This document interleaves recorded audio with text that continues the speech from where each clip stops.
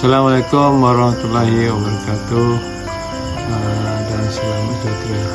Terlebih dahulu saya mengucapkan terima kasihlah yang tidak terhingga kami ucapkan pada para penyumbang yang telah bermurah hati yang menanjak kami makan, iaitu anak-anak yatim yang berbuka puasa pada petang ini.